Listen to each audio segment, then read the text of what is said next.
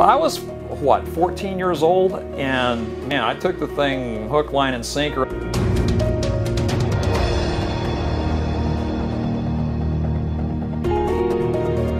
When I was in junior high school, I became befriended by these Mormon missionaries who lived next door to us.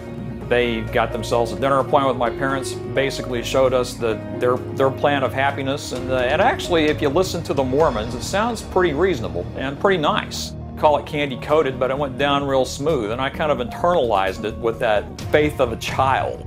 I was able to actually join when I turned 16 with my father's permission.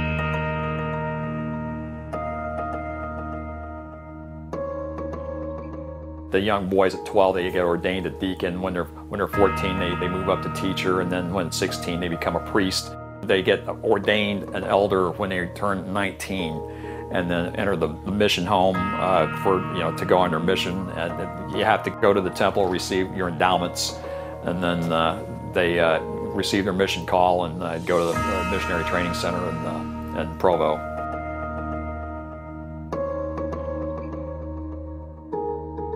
I was active in the faith probably a year, and there were some things at that point that I had a hard time reconciling.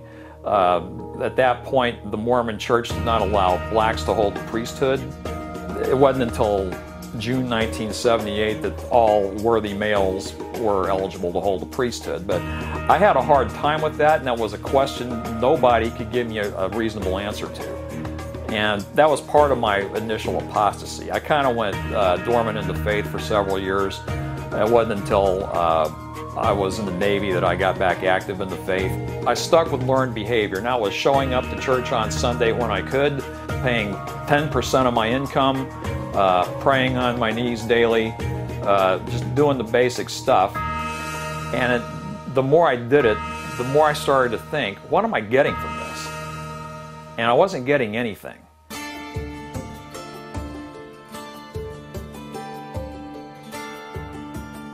Once I gained access to information online, this is early 1996, it was just a matter of time. It's true what they say, free the mind and the ass will follow.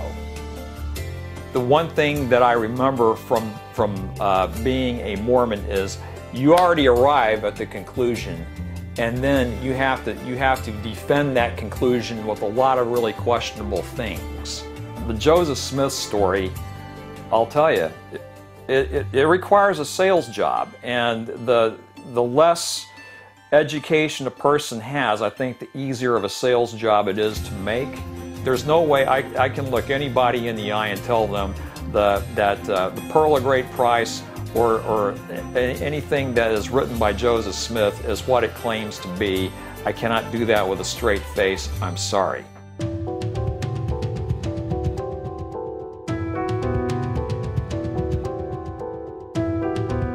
For instance, if you're going to go to the temple, you have to answer certain questions, and you have to answer them correctly. First question is, do you accept the Book of Mormon, the Bible, the Pearl of Great Price, the Doctrine and Covenants, what they call the standard works as being the Word of God? Okay? And if you say no, interview over. Okay, that's the first question, and if you can't get past it, you're done. And that's where I was. It was causing me a great deal more pain and heartache than I really thought it was worth. I mean, you know, for 10% of my income, I think I can do better. I wrote a letter to the bishop stating that I hereby resign from the faith. Please process this. I had to write 3.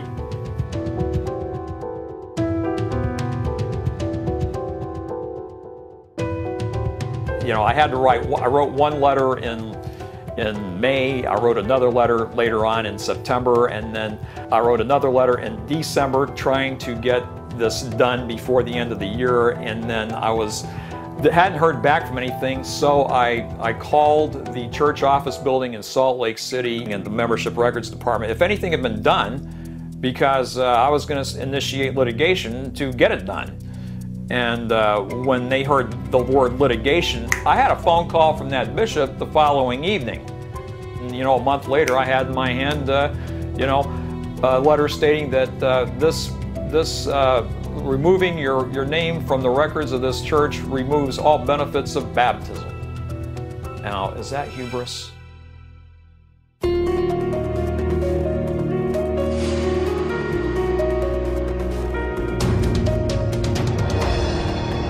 If somebody has some doubt, if somebody is in the process of being proselytized, of being taught the Joseph Smith story, if there's any element of doubt that you have, it is only going to get worse. If I had any advice to offer anybody, deal with it now, because you don't know where you're going to be, you know, later in time when you've got a temple marriage, when you got children you're raising in the faith, when you've got an intransigent spouse who makes, you know, continuation of marriage contingent upon your membership in the faith. I feel so bad for people who are in that spot where they have family members that demand that they stay faithful in the faith in the church, even when they don't believe it. You know, they're living a lie. Ask questions, you know, and seriously, if you have a doubt, deal with it up front.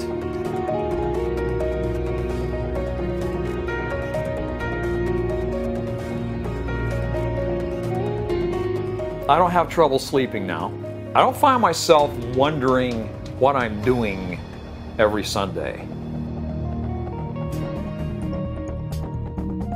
I am a certified registered nurse anesthetist. I served in the Navy and Naval Reserve for a combined 21.5 years. I retired as a Lieutenant Commander, Nurse Corps.